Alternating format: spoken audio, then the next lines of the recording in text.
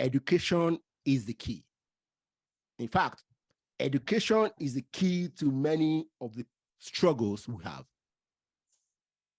including our problems with diversity. Okay, because if we don't want to go to war to conquer smaller tribes, then we need to educate ourselves to know that war will not help anybody. Okay, that we need to find other solutions to those issues. So, education. What is to you, Water? What do you see? Yes, for me, there are three components to education, and I'll pontificate a bit because I'm very passionate about this particular subject. But I'll be brief, Willem. I'm not going to go too far.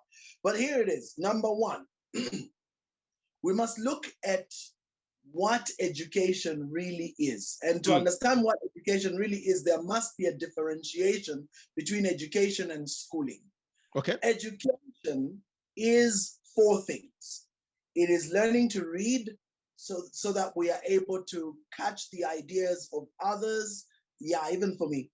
Same here. I think we'll be ending them. Same here. So number one, catch the ideas of all those that have been shared in the past. So get ideas into your head.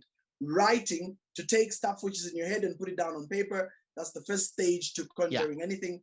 And then counting so that you can keep track of what you do as progress, and then innovating using these three in order to solve real problems in your society. Okay. For me, that's education. I agree. Now, schooling is indoctrinating people into a way of thinking and behaving in order to suit a given agenda. So unfortunately, our education in Africa today is more schooling than it is education. So therefore, the key lies in taking the schooling out. I know that sounds funny, but literally taking the schooling out of the education and letting education really be education. And I'll close with these 3 points and then Willem can jump in. Number one, true education must be quality. And I think that's been a big problem because of all the poverty issues. You know what I mean? You can't get enough teachers, can't get enough teaching aids, you can't get whatever, power, you name it all. It's all in there. And so that means the quality of education being given is really dismal in some places to non-existent. So that's a big deal. Then number two, it must be accessible. What does that mean? That means kids shouldn't have to walk more than 2 kilometers to get to a school, wherever they are. And for as long as that's not the case, you know that makes it impossibly difficult for the average folk out there to get to school. And that inability to get to school is the start of all your problems. So any well-meaning government, any well-meaning society wants to ensure that the access to schools is made as simple as possible for all members of society. And then number three, which for me, I think is the pivot, it's the fulcrum, it's the one that balances the seesaw, that is relevance. That education must be relevant to that community. I really don't see why we should be learning about Saskatchewan and what's his name? Bismarck in Germany. Really, what's the relevance of that to the African child? Why don't we learn about the pyramids? Why don't we learn about the great Zimbabwe? Why don't we learn about the great Mansa Musa and all these great history of Africa that is apparently nowhere to be seen in our education material? Let's learn what is relevant. So, for example, Willem is originally Boer, original Dutch. They have a very, very rich history as a people. Yeah. And they teach that history to their children. And it helps them form. For me, you can't divorce history from identity. It's such a critical component. In the Bible, God stressed that. You shall remind your children when they ask you, you shall tell them about what happened in Egypt. Like, God, I brought you out of Egypt. Yeah. So you see this whole thing about history. and legacy and ancestors and Abraham and Isaac and Jacob. We ought to know our own ancestors. Who are our ancestors? You know what I mean? So my point is relevance, whether it's history, whether it's geography, whether it's physics or whatever it is, we need to have it relevant. So I think that's what's going to see us progress. As long as we're learning things that don't make any sense, and then we're being schooled into a certain way of thinking, that's going to mess us up. Willem. Some good points there. And I'm not going to say you're wrong, but I want to provide a different perspective. Okay. And I think you raised some bloody good points there. The context, the accessibility, the quality, fully agree with you. So I can only comment on this from an entrepreneurial training perspective. So why my program works is because it was created in Africa for Africa and proven in Africa. Takes the African context into account, and it makes it contextual and executable to the bottom of the pyramid. Now, all startup programs and entrepreneurial programs use the Silicon Valley approach of lean startup, and you have to get your MVP, and then you have to get this and everything else, and it takes long and it's a lot of money, and it's a waste of time in Africa, in my perspective. And what I've seen in entrepreneurial training, they put these kids in 6 months entrepreneurial cash flow projection, this and that and that and that and that. And then now you have to start a business. And basically what it amounts to is the following. Imagine going on a blind date. And I tell this woman my complete and utter detailed morning bathroom procedure when I wake up. Okay? Then I share with her all my quirks and little off issues in myself. And then I share with her all the batshit crazy people I have in my family. Okay? Is she going to go on a second date? No. Not in a million years. Okay? So we're trying to overwhelm and overpower people with all of this information. What I do is I get people from no income to complete financial sustainability in a matter of days and weeks. That then, instead of trying to use education to guide somebody, now their journey as a business person guides their journey in learning. Because now they go, oh, now I need to learn this. Now I need to learn that. But how do I get to that? By changing the mindset. Now the person informs the learning, and the learning is not in charge of them. And that leads to more efficient learning, a more efficient system, because now you don't sit the guy in a class that has no relevance there. He's going like, I'm here because my business is bleeding $1,000 a week on something that I can't pinpoint. Can you help me? And that leads you to all of that type of stuff. Just like parenting. You could read as many books on parenting as you wanted. Until that baby comes, you're like, bloody hell, I didn't learn nothing in those books. What is this? It's not supposed to come out there. Okay. And that's the thing is, and it's the mindset that we need to shift first and foremost, because one thing, Africa is rich in resources. Okay. And our people are resilient. If you're not resilient, Africa will kill you in a day. Okay. They will spit you out. Where our poverty lies is in our resourcefulness. Agreed. Hence, we're doing the same bloody thing over and over and over again, expecting different results. And that's what I bring in, is a shift of mindset. And that's what we need to look at is, and I had that discussion with many people, and that informed the choice of my son's school, because they don't school, they educate.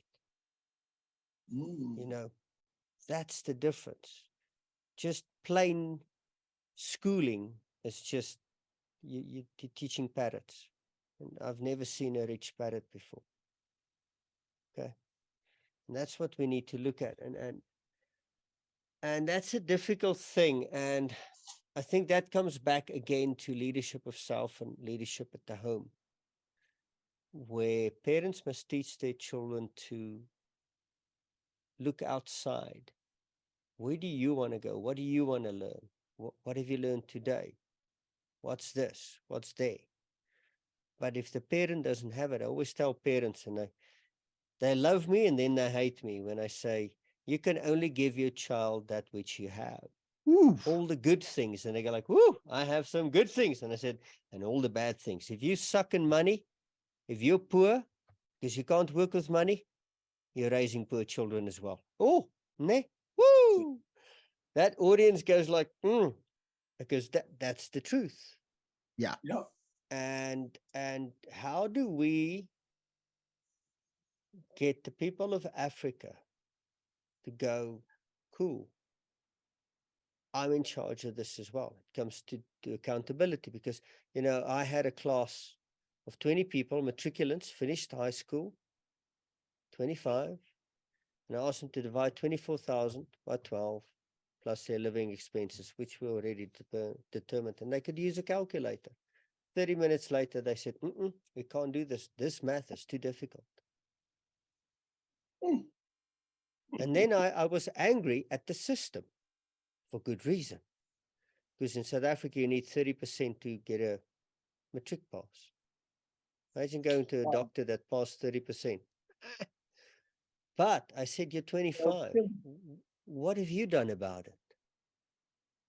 And I think we should start every program on TV and radio. We should start going like, what have you done about your life today? But we should drill that into the people of Africa. What have you done about it? Because too many people sit and bitch and moan. Yeah. And we're like, okay, what have you done about it? If you haven't done anything about it, shut up. Yeah. Because then you're not trying to discuss the issue, you're moaning. So I think we need to teach personal responsibility and accountability first and foremost. If we can teach that in education, personal responsibility and accountability. Home. That would be a good thing. Yeah. Yeah. Well, you guys, you have said it all. I think I covered the entrepreneurial education thing there as well. Yeah. See, you have I agree with Walter about teaching relevant things. Okay, it's very, very important, especially for our young children. Okay. Now, when it comes to schooling, it's not possible. Okay. When it comes to schooling, because if you want to teach, say, the population of our continent, or of our youths, that hundreds of millions. Okay. So to be able to educate large population of people, there is a need for standardization. Okay. And that means you can't teach things that are unique to every group of people. Okay.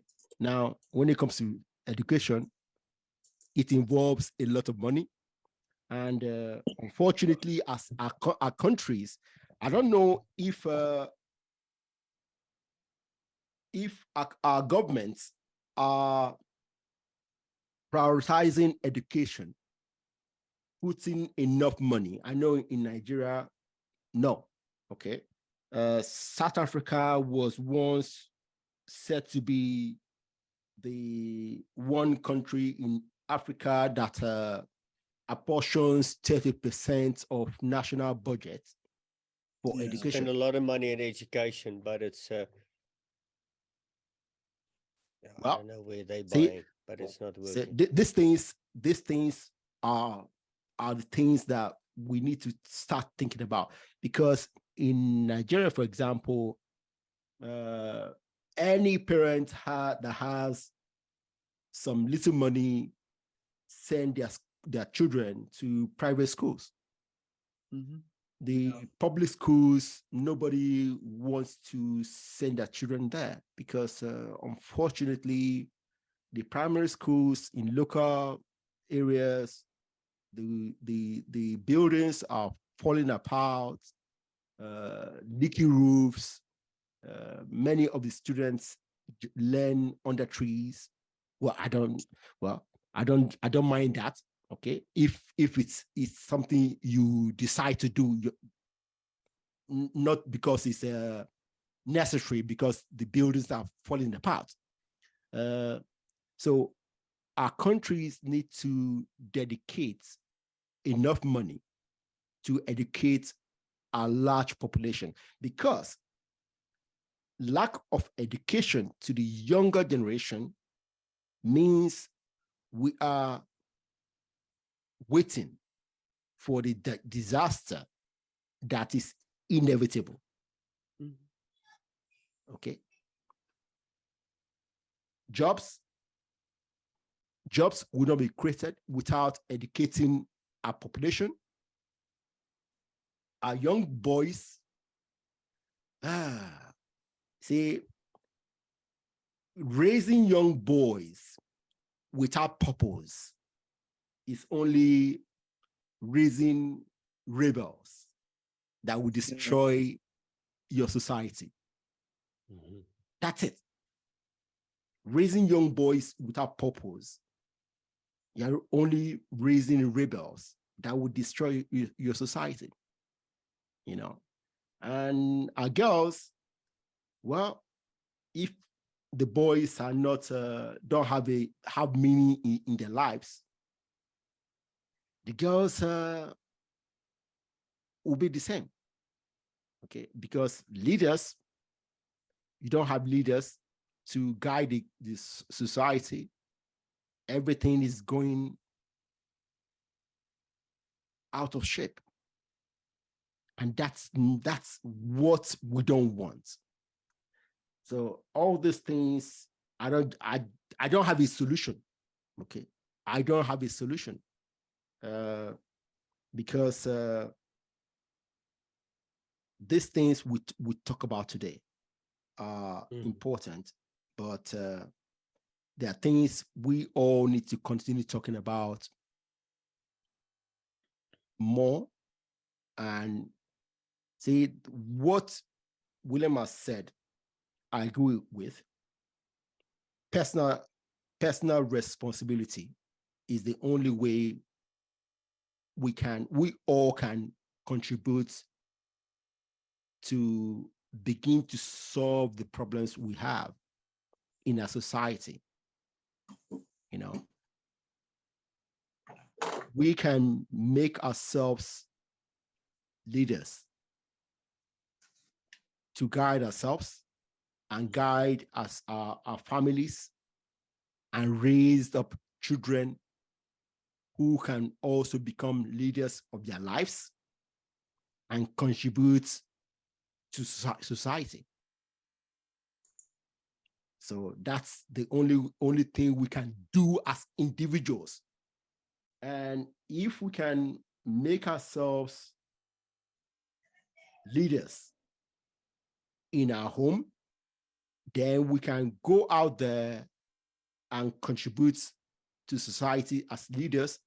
And when we're able to, we can aspire for public office with the leadership traits we have gained through time and contribute to society. I don't know. Does anybody have a closing words?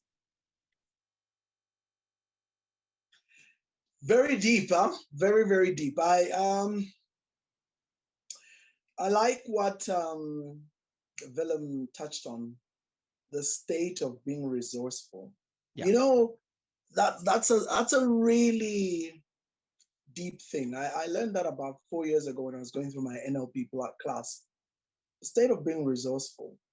I've always had it, but I just didn't know that's what it was called. And as you rightly put it, it's learning to utilize whatever you have within your environment in order to achieve an objective.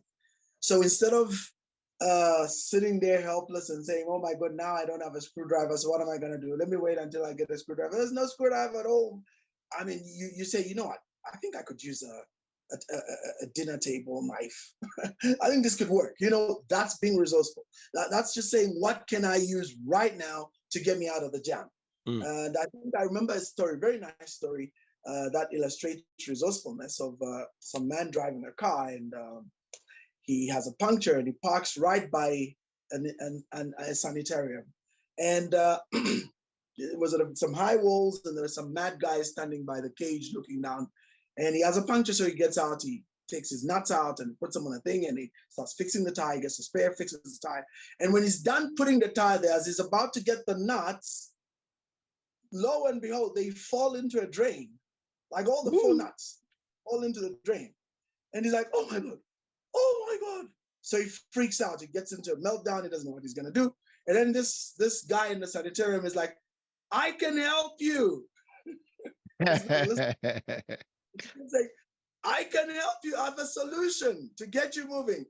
What can you know? But in the end, he realizes, you know what? I'm not going anywhere, so I might as well listen to him. Okay, so what's your solution? He says, why don't you just remove one nut out of every other nut on the other tires and put the 3 on your tire, and you'll be on your way. Oh. And then you can get to the nearest place and buy the nuts and replace them. Yeah. And you see, that's being resourceful. That's the idea, that you can utilize whatever you have around you. So it's true when you say that we have major challenges in terms of the money to put in place the education and what have you. But what can we do if we were resourceful? How would it be like as a country if we started thinking resourcefully?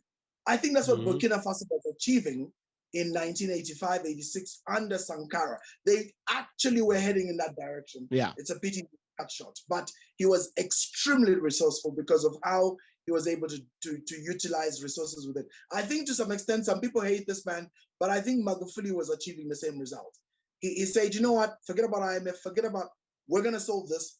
And sure enough, he died and left a country with no foreign debt and no pensioners outstanding. Yeah. Unbelievable for an African country. Like everybody else retiring is being paid within 3 months and they have their money. My aunties, I'm half Tanzanian, half of my family is in Tanzania. All my aunties have retired. They're all like, quite old. None of them has an outstanding pension from the government. Wow, that's great. Yeah, amazing for Africa. For Tanzania, unbelievable. Because you got to look at where Tanzania was just before Magufuli came in. So it's true that, Willem, we can be resourceful if we choose to, and we can find a way to solve all these issues if we're willing. Willem, maybe you can pick it up and wind this and wrap this baby up. Then it'll go back to. Yes, I think if I can surmise everything that we've spoken about tonight, it starts with self. One thing I teach my son when ever he comes back from school and says, yeah, but at least I didn't do so bad. Some other kid did worse than me. And then I always tell him, a bad leader looks out the window to point at somebody when something goes wrong. A good leader looks into the mirror. And I think